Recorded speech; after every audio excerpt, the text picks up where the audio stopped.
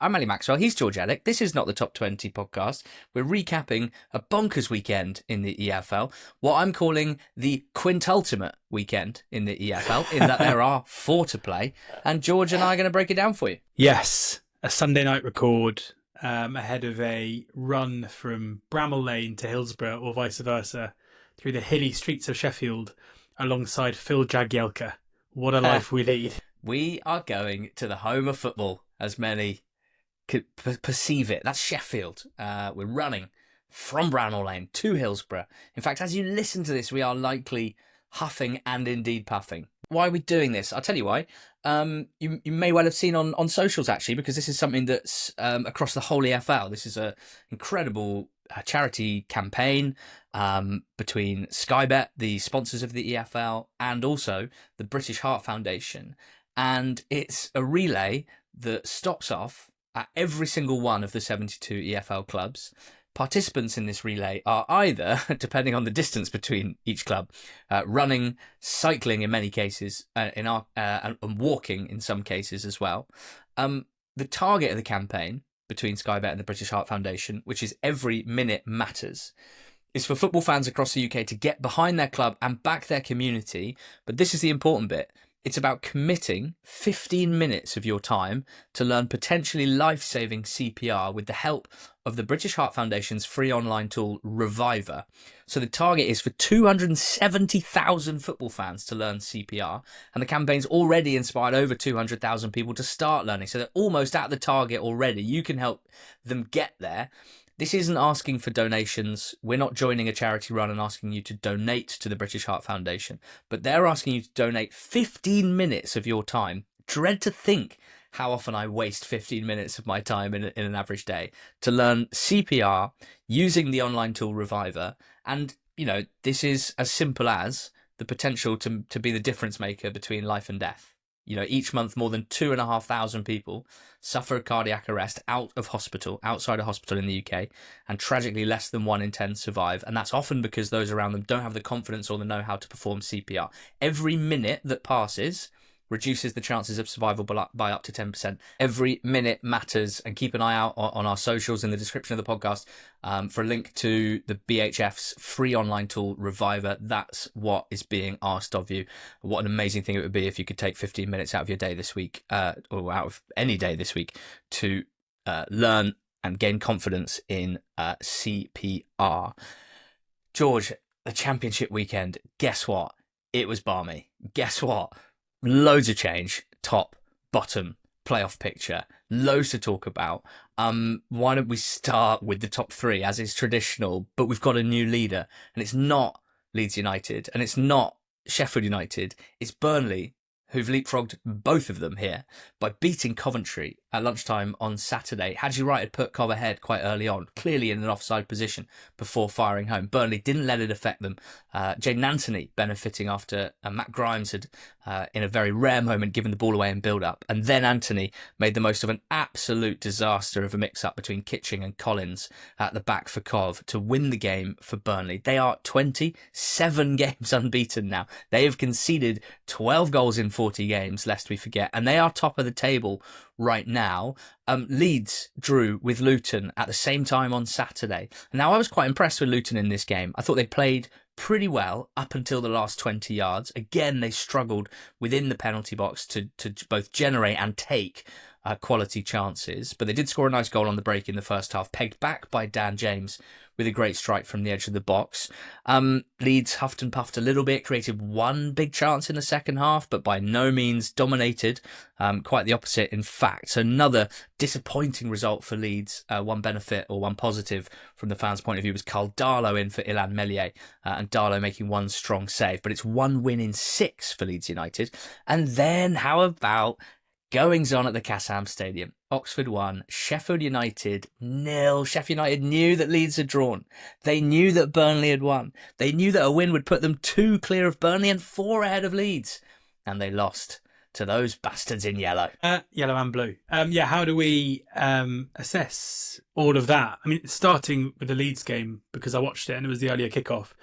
I think it's really hard to know how to kind of assess that result and performance from Leeds, because obviously on the face of it, away from home, having squandered a winning position against Swansea at a side who are currently in the relegation places, it's a game that you'd expect them probably to win. But, Luton have clearly turned a corner. They'd picked up 10 points in their previous 5 games. They went behind in the game. And, they were dominant for a spell before the Dan James goal for about 5 minutes. But they didn't have a shot between James scoring and I think the 65th minute, which is pretty alarming. I can't imagine Leeds have gone that long in the game without having a shot. And as you say, Luton were very much in the game until kind of later on, where maybe Leeds started to turn the screw, and Manor Solomon should have scored at the far post. But it was by no means a completely dominant display. But at the same time, it wasn't really like an overly concerning performance. It wasn't like they were very poor. They just come up against a side probably at the wrong time to play against them. And I think it ended up being not a great weekend for Luton, despite picking up a really strong point at home to Leeds because of results around them. But definitely agree on the Leeds point of view. We were pretty critical about how they played last weekend against Swansea. They drew again here. They lost ground to Burnley. They're third in this 3-horse race, and there's minds being lost. There's heads gone all over the place. And I tried to find a way to be really critical of what I saw in that game against Luton, and I don't think they played very poorly. That's not to say they cut Luton to ribbons at the top of the pitch, but I'm recognising what I felt was a strong display from Luton at the place where they're comfortable playing. And yeah, I mean, clearly 1 win in 6 is an issue for a team trying to win automatic promotion, but I just can't bring myself to be like angry about this specific performance and result. Yeah, and promotion is still in their hands. Like the kind of comment, and it was true at the time because the Sheffield United game still to come, but the comment was, it's fallen out of Leeds' hands. Well, no, if Leeds win every game between now and the end of the season, they get promoted because Burnley and Sheffield United play each other. So, that's true. In terms of being critical, Altanaka has been, in my mind, one of, if not the best player in the league this season. It was poor from him in the lead up to the goal. He trapped back and made the tackle before having his pocket picked, which led to the goal on the left hand side by Adebayo. But yeah, I mean, I think losing that game would have been a bit of a disaster. I don't think drawing it necessarily is, and obviously that's helped by what happened at Oxford. But quickly on Burnley, yeah, it was a gift from. It was a gift from Coventry for the second goal. It was a pretty tight game. They had to deal with a bit of an aerial bombardment from Coventry in the last 20 minutes or so, from set pieces and long throws and other things, and they weathered the storm pretty well. I think there's no question in my mind right now that Burnley are the best team in the Championship right now. I mean, that's coming from someone who's been convinced the Leeds were going to win the title of the Canter for most of the season. But I think right now Burnley are as good as they've ever been.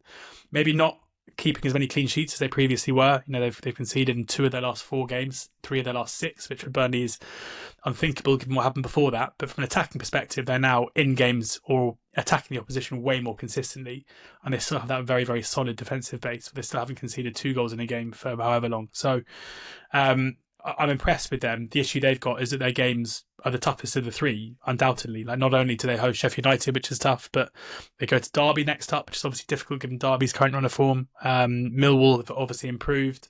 A trip to Watford's. Watford obviously not playing great, but even still aren't one of the team's poorest, one of the league's poorest teams. Albeit the home game against Norwich has obviously aged pretty well, given Norwich's season looks over now.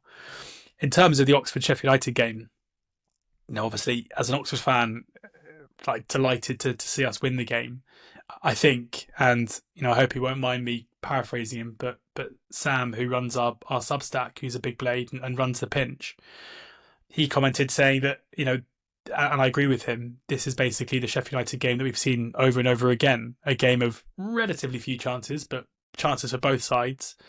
And what's happened all season is that Blades take their chances and the opposition don't. I think this is the only goal that Blades have conceded against a side away from home from 15th down all season.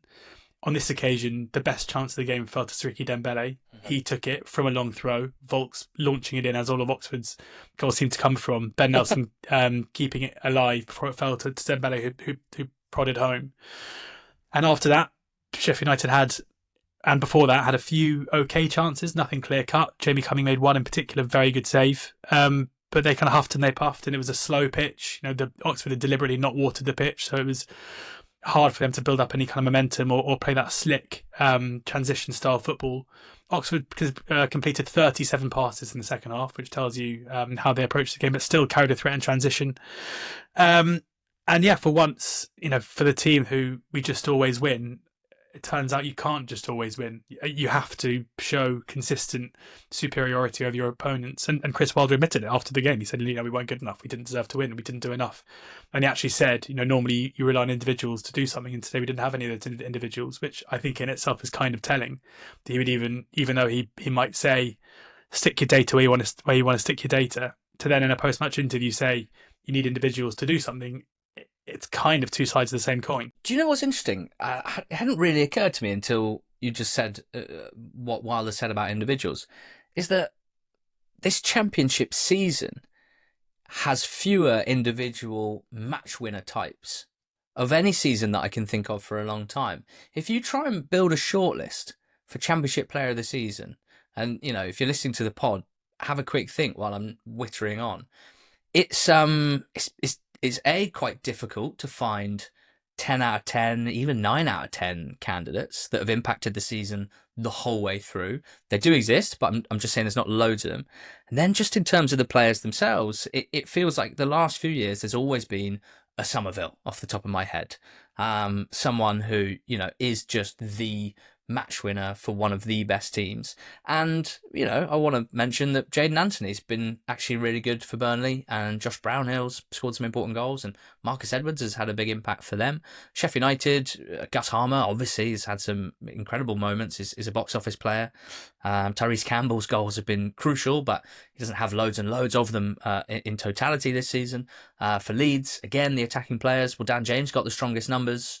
Pirot has a lot of goals, but frankly, I'm not even sure he's played particularly well for most of the campaign. It's an odd season on that front, isn't it? And it's kind of the case for all three of them in a way. Again, right now we sit here, and I've mentioned Anthony and Edwards for Burnley. It feels like they're the ones with the sort of best individuals or most impactful individuals right now. But I think that's probably just slight recency bias. It's overall not a season with just loads of absolute killers, basically. Star quality. Yeah, no, I agree. And also you consider, you look at Leeds last season where their two best players ended up moving to West Ham and Brighton for a combined 80 million. It doesn't really feel like there's anyone who's destined for that, at least not this coming summer that I can think of off the top of my head. But then the flip side of that is that kidding. Yeah, he can't even get a start for us at the moment. But the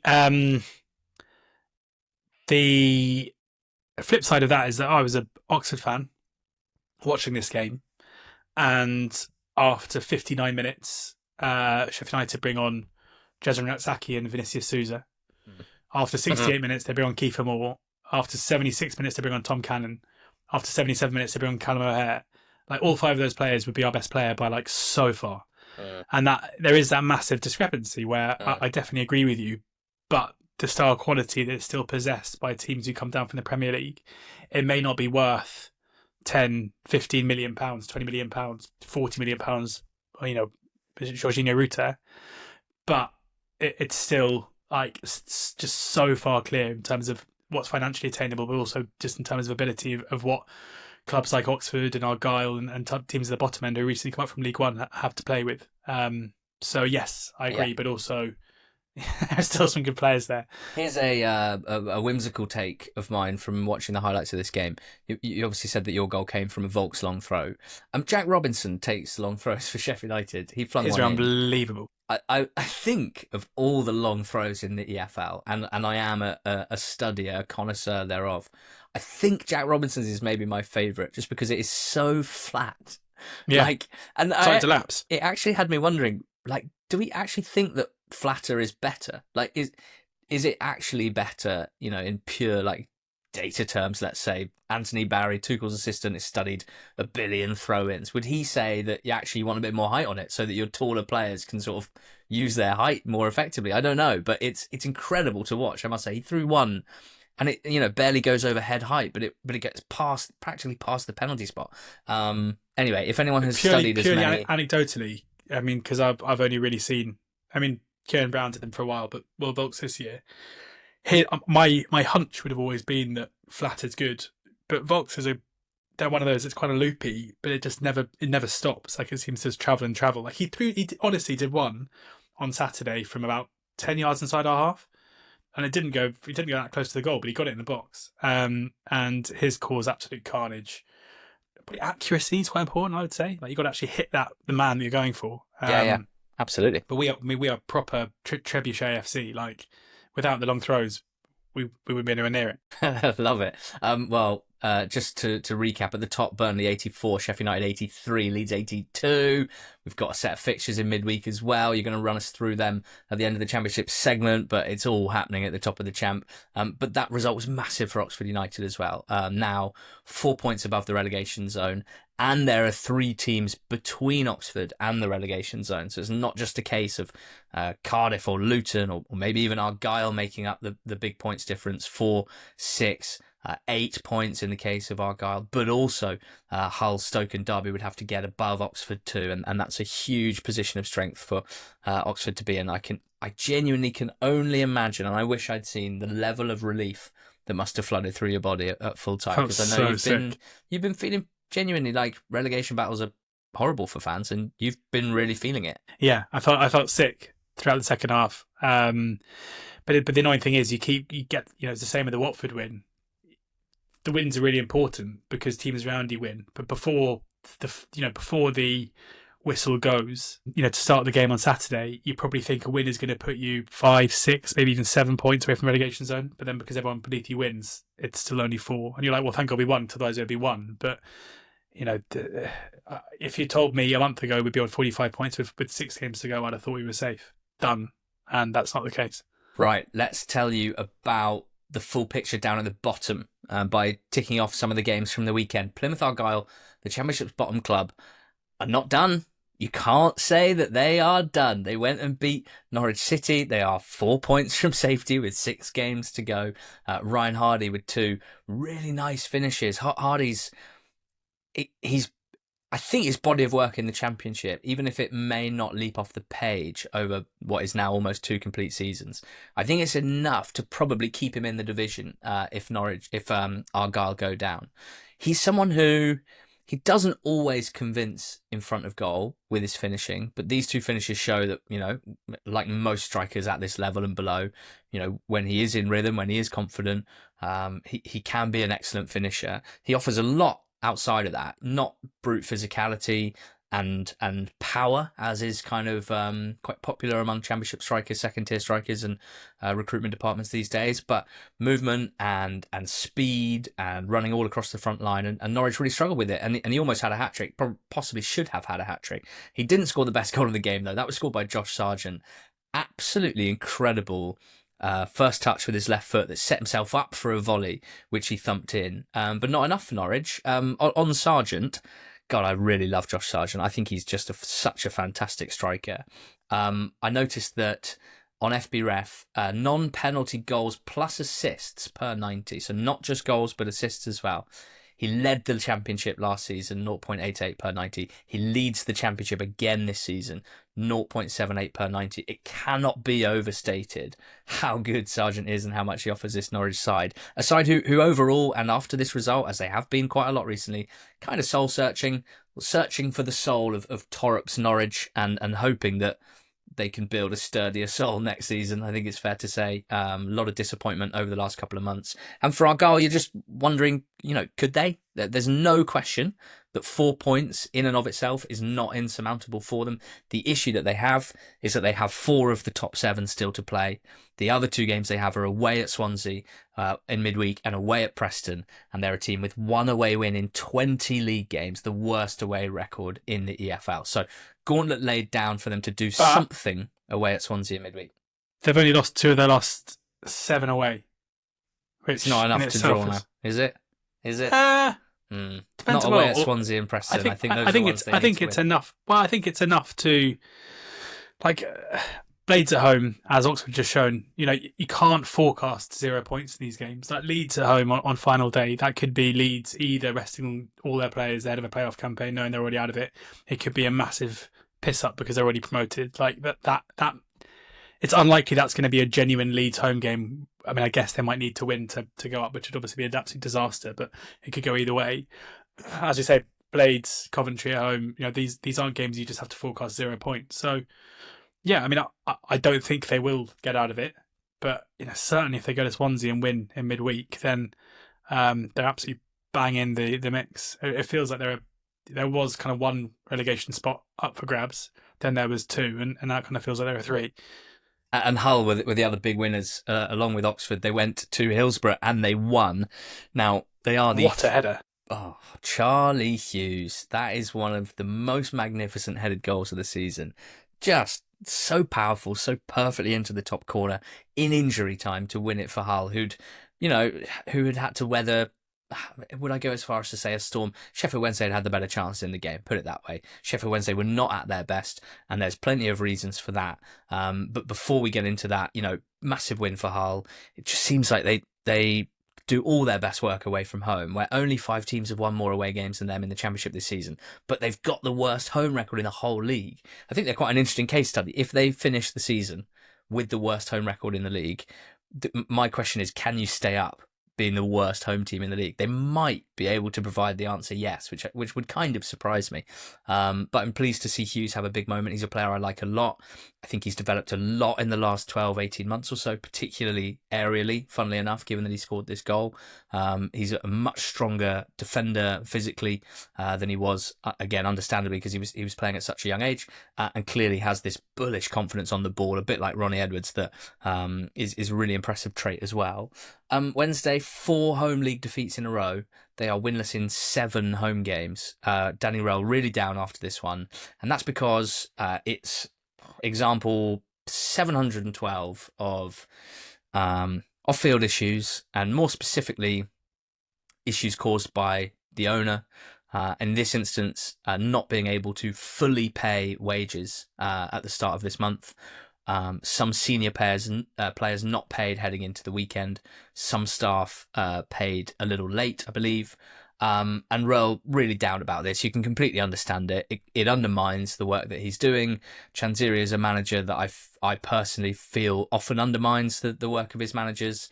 And he's doing it again. And I'm pretty worried about this. Chanziri's giving it, don't be too concerned. People owe me money that they haven't paid me. When they do, I'll be able to pay the wages. But it's big red flags. It's big red flags. I'm not an expert on this stuff, but I believe I'm right in saying that if the wages aren't paid on Monday in full to the senior players, I think I'm right in saying they could be put under a transfer embargo of 3 transfer windows. So they wouldn't be able to pay a fee for a player for 3 transfer windows. They also did a thing previously this season where they really wanted upfront money for season tickets for next season. I can't remember the specifics, but they did it in a certain way where they basically needed to get the money in early. And Chanziri said in an interview over the weekend that the season ticket money has gone on costs, in his word. So that money that they've raised for next season's season ticket money, as he says, has gone on costs. Football clubs always need money in the summer when revenue is harder to find because there is no matches, no match days. And the season ticket money often plugs a bit of a gap for clubs in June and July. That money, and I'm sure there'll be more season tickets bought over the summer, but a lot of them already have been, has gone on cost. This is something that's really concerning me. I hope that this is a one-off, or rather an isolated issue that gets sorted on Monday and we don't hear about since anytime soon. But I must admit to being pretty concerned about this. He has been, at best, a volatile decision maker. This is not the first instance of something of this nature affecting the club. And, frankly, it's a club that loses a lot of money like most clubs in the Championship. So as a prospect for potential owners, like almost every club in the EFL, I get pretty worried about whether it's actually an interesting thing for someone to want to buy who can actually foot the costs. Yeah, and then I guess the on-pitch stuff for Wednesday, I assume that Rell will leave the club, partly because of what's going on, but I also think he will have offers, and lots been reported. Southampton, who are coming down, with maybe Leicester as well, who'll be coming down. You wouldn't begrudge him leaving Sheffield Wednesday for either of those clubs, or another club in a different situation as well. The squad for next season, I'm pretty concerned about, with or without an embargo, but certainly with one, it would just basically tie their hands behind their backs completely. So, couple of weeks ago, I said I thought Wednesday might be surprise dark horses for a playoff spot, and here I am now, just feeling pretty down again. George Swansea beat Derby 1-0. Derby's winning run ended. Only 3 shots total for Swansea. So again, Eustace's broad game plan of restricting the opposition, it kind of worked, but one of them was taken, a great cross from Josh Key for Yom Ji-sung to finish at the back post. Derby's 12 shots, none of them taken, but I still think it's a sign that what Eustace is trying to do with this team is working for this situation right now. We also saw Preston draw 1-1 with Stoke, Kessler Hayden scoring early on, Stoke having loads of chances and eventually scoring a penalty through Baker, and QPR 0, Cardiff 0 was a match that happened. I think those are all the teams involved at the bottom. How do you give us a little overview of the relegation picture after all that? Yeah, I think QPR Cardiff drawing 0-0 is basically a good result for everyone else involved in this relegation mess, because it very much keeps, as we discussed last week, it keeps QPR in it, albeit the outsiders of the pack, but still very much in it, especially with them travelling to Oxford on Wednesday night, whilst Cardiff obviously don't pick up 3 points. And Stoke, getting a draw at Preston's a pretty good result, I would argue. The big losers of the weekend, and the only team to lose in the bottom 7 was Derby. And I kind of alluded to this a week or so ago, where there seems to be this idea that Derby is safe because, they picked up 4 wins in a row. Eustace is Eustace, but if you look at the betting odds, they're still the third favourites for relegation alongside Cardiff. Sure, winning 4 games in a row, and he's unquestionably improved them defensively, but when your games are low margin, when there are very few chances at either end in your games, maintaining a winning run like that is pretty unlikely. Even look at Burnley, for the first half of the season where their games were low margin. And yeah, they didn't lose many, but they drew absolutely loads. And it wouldn't surprise me if, even though they were relatively unlucky, the best chance of the game was still, and the only kind of big chance of the game was the one that decided it, although Swansea created absolutely nothing until that moment. I still think Derby are in a bit of trouble, just because, I don't think they're going to concede loads of goals, but it wouldn't surprise me if there are more days like Saturday, even if Eustace hasn't proved them. So, a bit of a shocker for them, to be fair, like winning in midweek, going into this feeling pretty buoyant. There's no way they'd have thought that if they did lose the game, they'd be the only ones to do so. But they've lost ground on every single team around them, which is suboptimal. I'd say bad weekend for Cardiff, bad weekend for okay weekend for Stoke, in terms of the Stoke situation is pretty similar to Luton, where it's a good result in isolation, but actually look at what happened elsewhere, and it's probably harmed their chances of staying up. All change in the playoff places as well. So we mentioned Coventry losing at home to Burnley. They've dropped out of the top 6, which I don't think was on anyone's agenda a couple of weeks ago when Frank Lampard had taken them into its warm embrace. West Brom are out as well. They lost at home to Sunderland. A Tri-Hume free kick, which means it's 2-2 for him. Not a goal-scoring fullback until the month of April. It's a free kick from out wide that looks great until you watch the angle from behind the goal, where Wildsmith, at no point does Wildsmith not know where that ball is. At no point does he not know where that ball is going. At no point is he particularly out of position or too far away from where the ball is going. He lines himself up to save it, and he just doesn't. He just misses it. It's a very rare. He still knows where it's error. going when he's looking kind of over his shoulder and going in the back of the net. It's a weird one. It is a weird one. You don't see. And frustrating for Baggies, because they put in a good performance. They missed chances in the game. It was by no means a poor display, but they've ended up losing it because a fullback's shot from wide of the penalty area, and a goalkeeper's not made a save, which you'd anticipate any goalkeeper at the level to do so, and it could be incredibly damaging to their season, frankly, because, as you say, it means they fall out of the playoff places.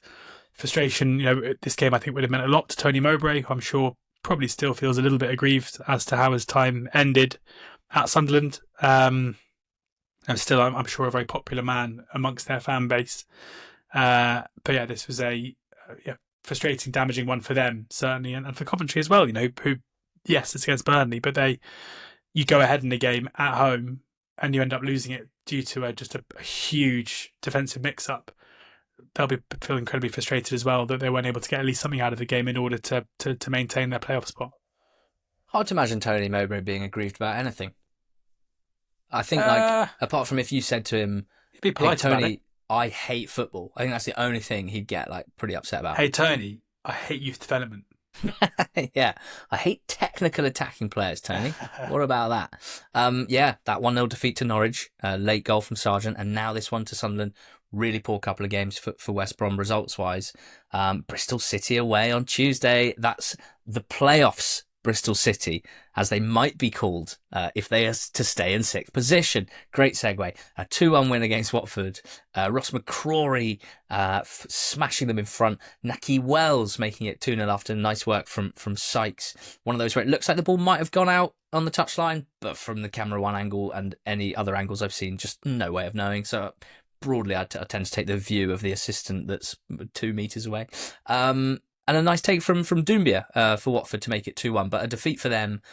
This Watford team have got 19 points from their last 20 league games. Only 3 teams have got fewer in that time. It's this is their level really, and the start of the season that wasn't, unfortunately. So quite a lot of soul searching heading into the summer for them. For Bristol City punching their way into the playoffs, as I said, on 60 points above them, with a goal difference of plus 12 to Bristol City's plus 8. But on the same number of points, are Borough, who won on Friday night, went 2-0 up early on in this game.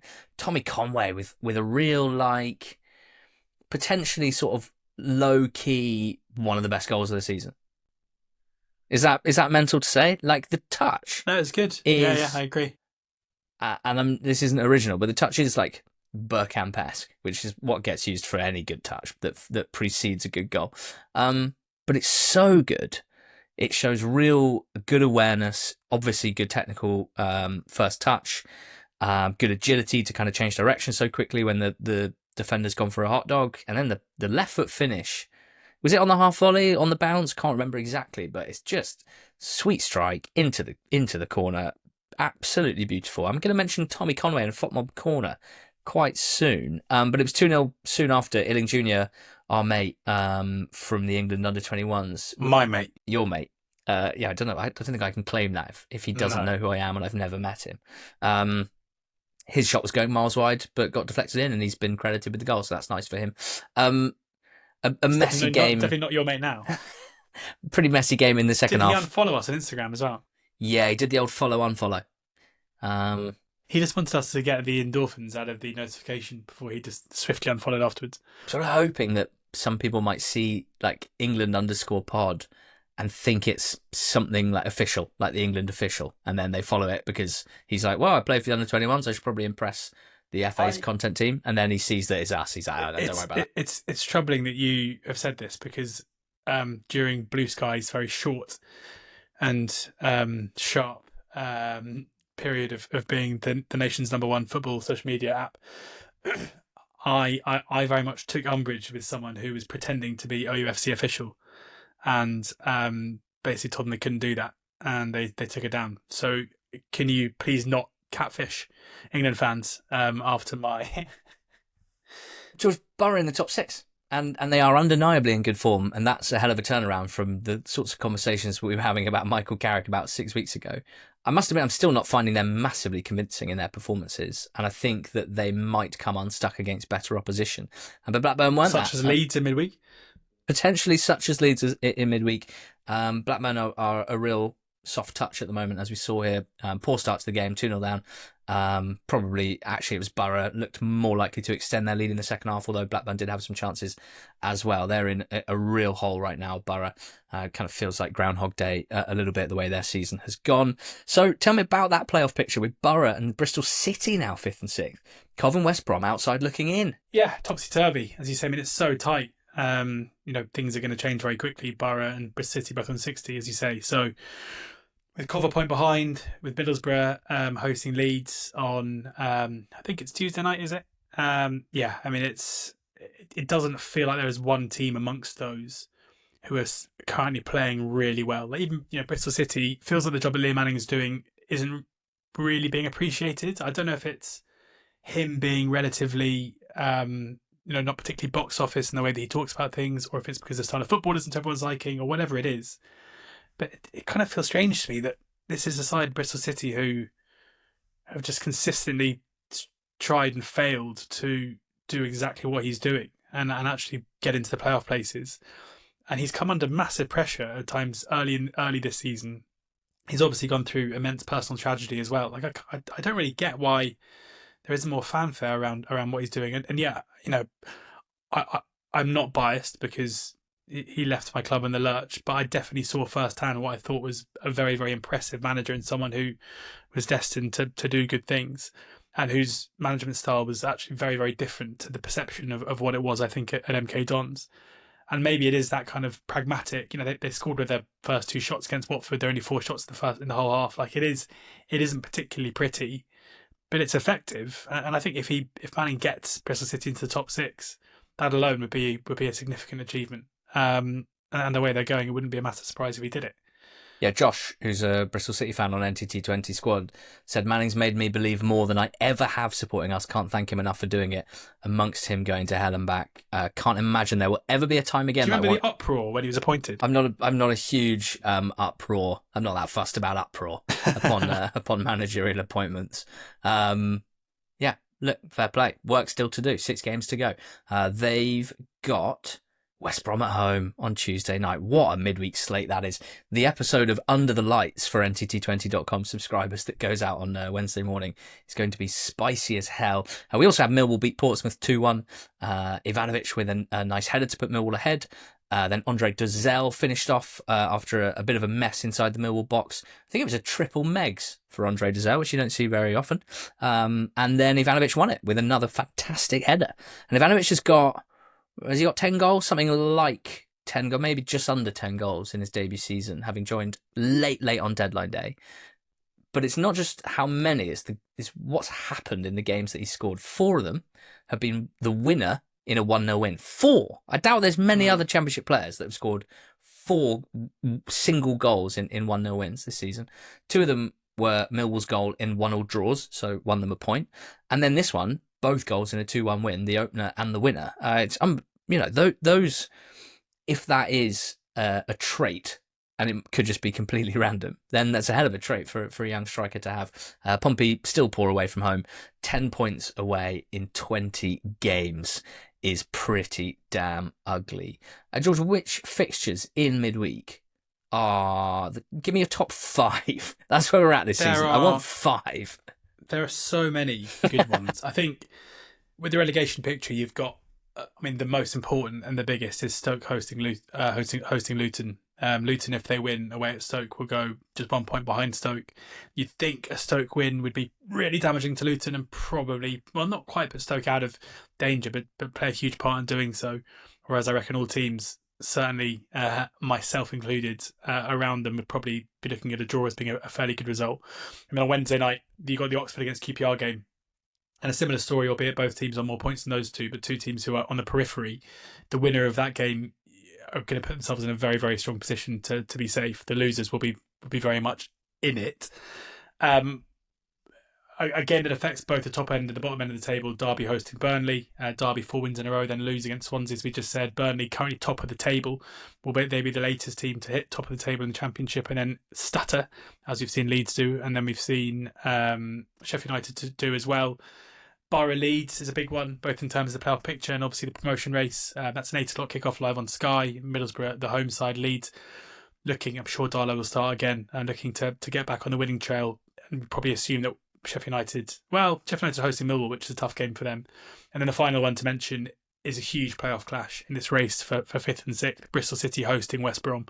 As we mentioned, Bristol City currently occupying the spot that West Brom have sat in for the last few weeks. Again, massively damaging for whoever loses that game. Huge boost for whoever wins it.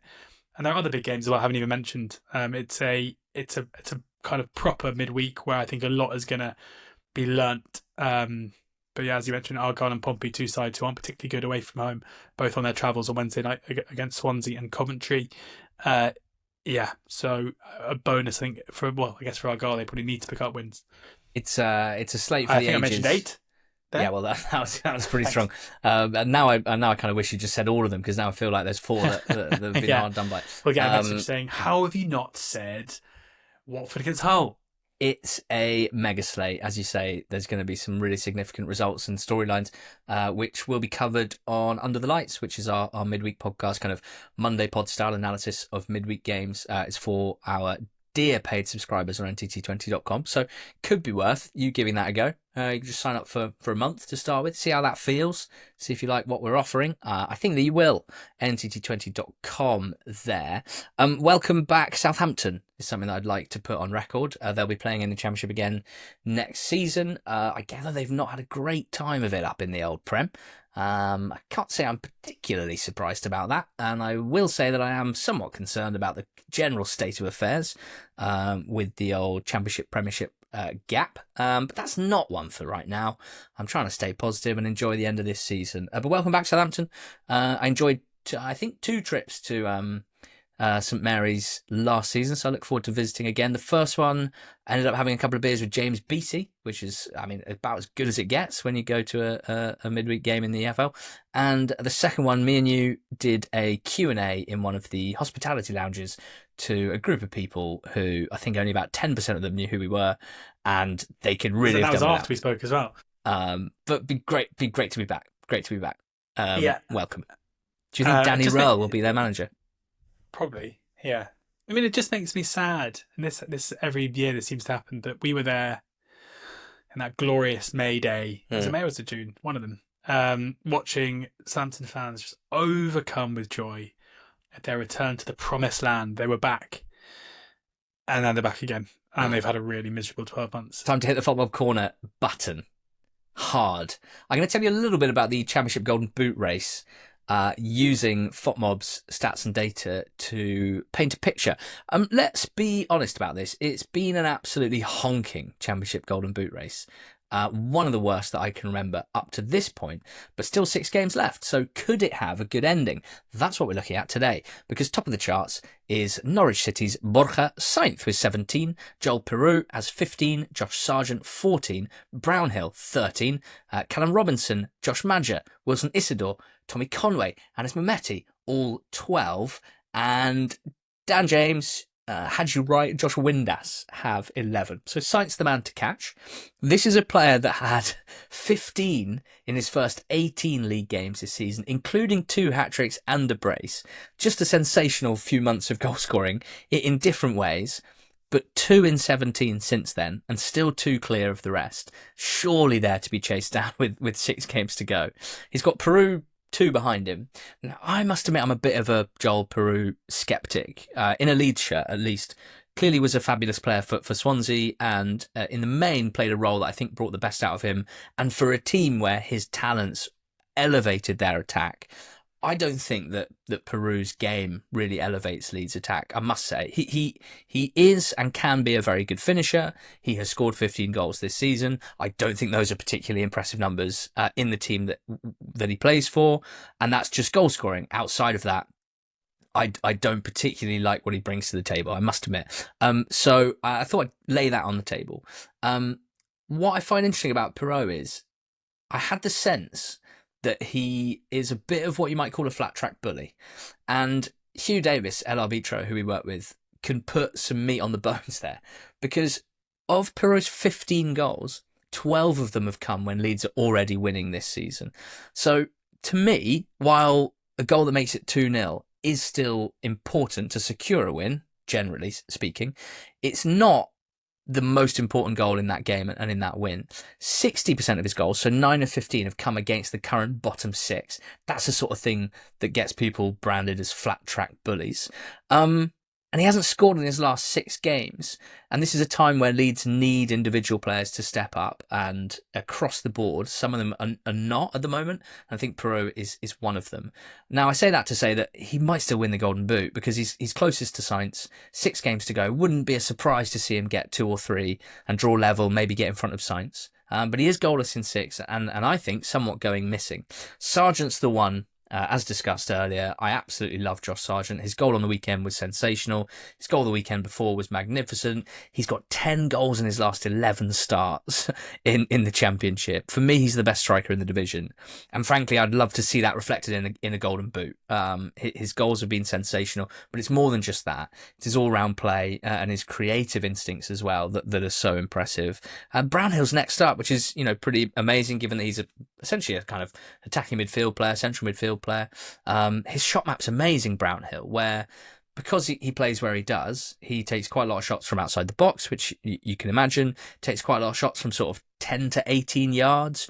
Generally, there are defenders between him taking the shot and goal, so it's difficult for him to score a lot of those types of goals. But he's taken 6 shots within 8 yards of the goal, and he scored every single one, which feels statistically improbable. Obviously, they're the quote-unquote easier chances to score, but to score all 6 of your closest shots was remarkable close-range finishing, and he's very, very good at that. I think looking at some numbers more deeply to try and find out if there might be someone to catch a flyer in the last 6 games and chase down Saints, because it would be a little underwhelming to have a guy win the Golden Boot who's only scored 2 goals in 17 games. If you look at total XG, Wilson Isidore is actually top of the whole Championship this season. Now, 14.2 goals, expected goals, is a little bit boosted by some penalties, particularly some high-profile penalties that he missed against Burnley, but he's underperforming that by 2 with his 12 goals. Saints is actually next with 13.3 and Perot 13.1, probably down to the minutes that they've played more so than their absolute constant threat. And then it's Vakun Bio and Elijah Adebayo, who are both underperforming their XG. Bio 2.7 goals under it with 10 from 12.7. Elijah Adebayo with 5 goals from 12.6 XG is one of the worst seasons of finishing that I can remember covering. Then it's Sargent, Windass, the departed Latalath, and Anis Mehmeti. It's amazing to think that if a Bio, even an Adebayo had hit their numbers or even slightly, finished above their numbers, could be one of those who are top scorer. Instead, none of them are anywhere near it. Looking at XG per 90, Haji Wright is top of that, 0.56 XG per 90. Josh Sargent next, 0.53. Then it's Vakun Bio of Watford. Then it's Tyrese Campbell. He's a good name to pop up at this point because if you look at goals per 90, Haji Wright tops that with 0.7 per 90. Then it's Tyrese, second best goals per 90 at 0.66, just showing his quality when he's been on the pitch for Sheffield United.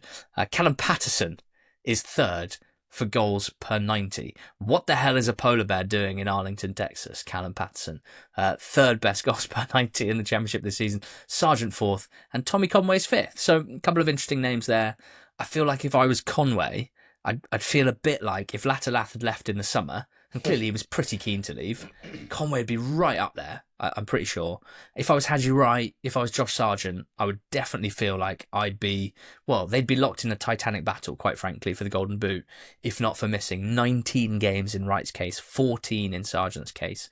Tyrese Campbell, another who had an injury that kind of knocked him off his perch for 10 games or so, and since he returned, his minutes have been managed. And I just think, George, I kind of finish off a bit more positive than I started. The raw numbers, the goals numbers, and this Golden Boot race, I might think has been absolutely honking. But I actually think there's a few pretty good goal scorers who, with a bit more luck and a fair wind and avoiding injury, we might have had a more exciting race at the top with a Wright, a Sargent, a Conway, a Campbell perhaps. So let's say if the season were to start again next Saturday, they call it Love quits, this. Same squad, same squads, no transfer window, let's go. Who would be your, say, top 3 favourites in the market?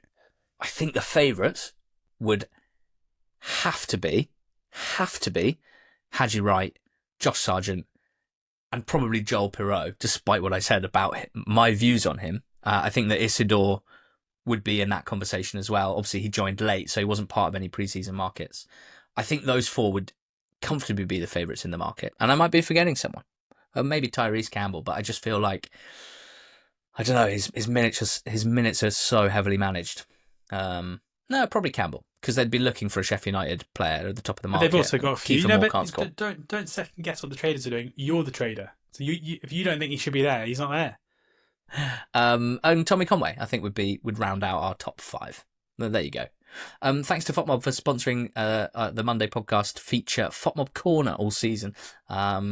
trying to find a feature this week that can't jinx anyone, but maybe Sargent won't score another goal this season. Sorry, download FOTMob using the link in the show notes.